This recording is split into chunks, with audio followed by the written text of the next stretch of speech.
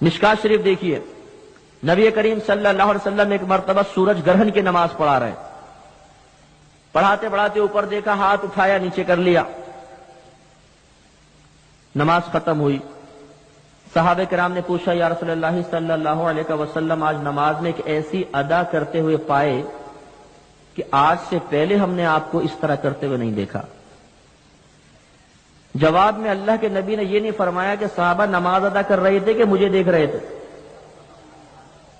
تمہاری توجہ اللہ کی طرف ہونی چاہیے کہ تم میری طرف متوجہ تھے، تمہاری نماز ناقص ہو گئی، جاؤ۔ نہیں، یاد رکھیے کہ اگر نبی کوئی برائی دیکھے گا، اس پہ فرض ہے کہ اس برائی کو مٹائے، اس برائی کے بارے میں کلام کرے، اس پہ فرض ہوتا ہے۔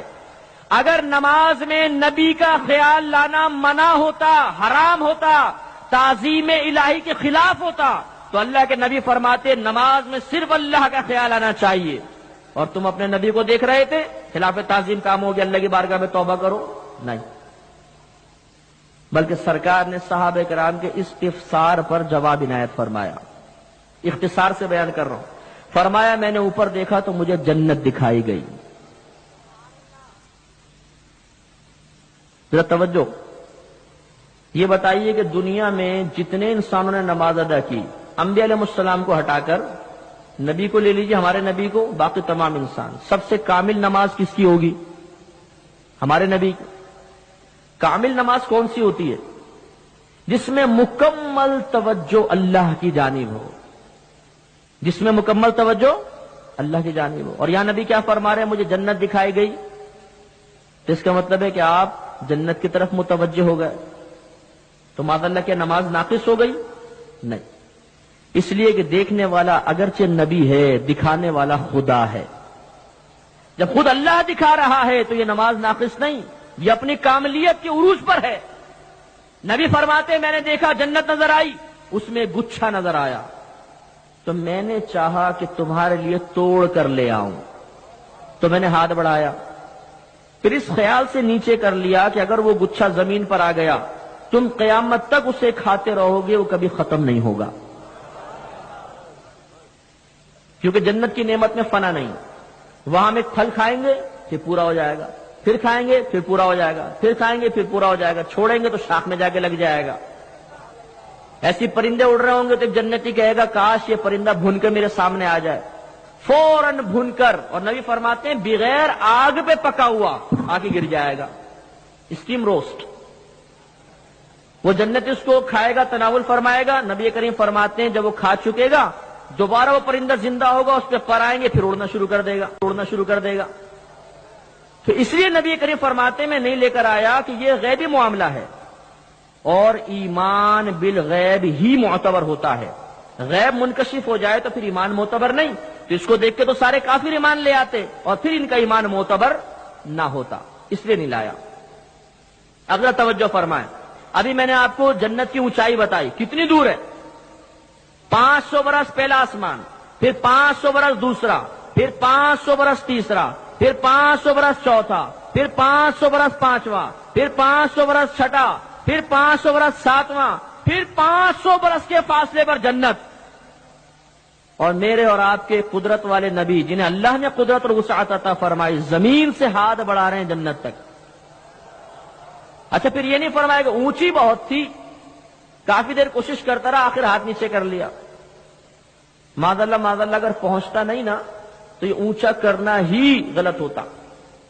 جیسے میں آپ سے کہوں کہ دیکھو ابھی میں اس تار کو پکڑ کے بتاتا ہوں، اب میں یہ کوشش شروع کر دوں، تو آپ کہیں گے مفتی صاحب سرک گئے، بیٹھے بیٹھے کچھ ہو گیا ان کے اوپر، اتنا اونچا تار ہے تو کیسے پکڑیں گے بھائی؟ تو جس تک رسائی ممکن نہ ہو اس تک رسائی کی کوشش بھی بے وقوفی ہے۔ نبی کریم صلی اللہ علیہ وسلم نے فرمایا میں نے ہاتھ بڑھایا گچھے تک پہنچ جائے، صحابہ کرام نے درمیان میں نہیں ٹوکا یا رسول اللہ پہنچتا کیسے؟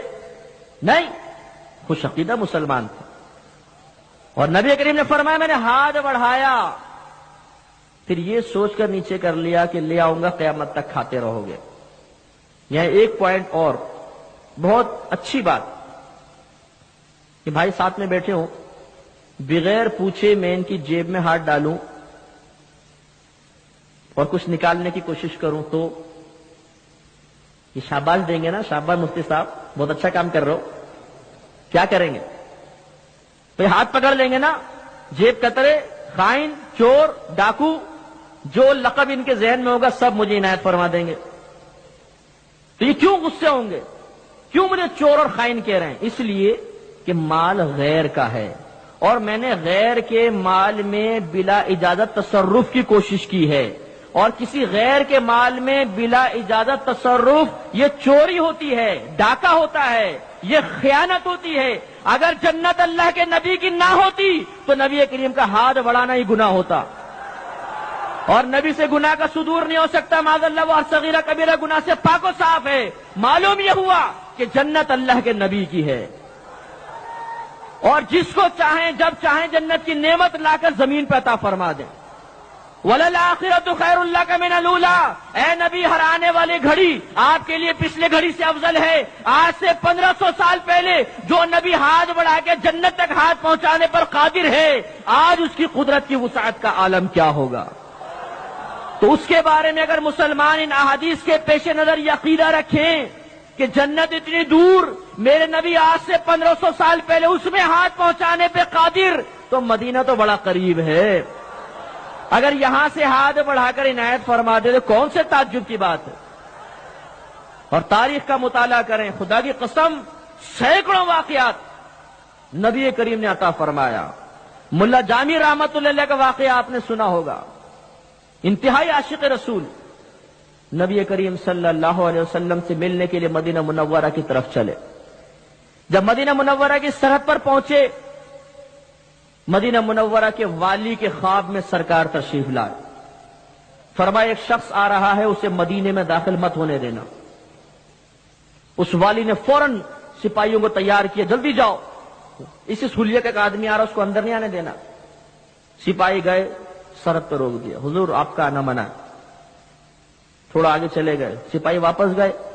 ایک دو دن بعد پھر ملا جامی رحمت اللہ علیہ تشریف لائے. پھر سرکار والی کے خواب میں آئے، وہ دوبارہ آ رہا ہے، اس کو روکو. انہوں نے سپاہیوں کو کہا ذرا سختی کرو، یہ دوبارہ کیوں آ رہا ہے. گئے اور ذرا سختی سے ان کو منع کیا. تیسری مرتبہ پھر جب آئے، سرکار پھر خواب میں تشریف لائے اور اس والی سے کہا کہ اسے پیار و محبت سے منع کرنا. وہ میرا مبغوض نہیں، مجھے اس سے نفرت نہیں، بلکہ وہ میرا محبوب ہے. میں اس لیے منع کر رہا ہوں کہ اگر وہ آئے گا وہ میرا ایسا عاشق ہے کہ مجھے خود اس کے استقبال کے لیے قبر سے باہر آنا پڑے گا. تو نبی کریم صلی اللہ علیہ وسلم ان چیزوں پہ قادر ہیں. آپ نے یہ محدثین، تذکرۃ المحدثین اٹھا کے پڑھیے، کس طریقے سے محدثین کی مدد فرمائی.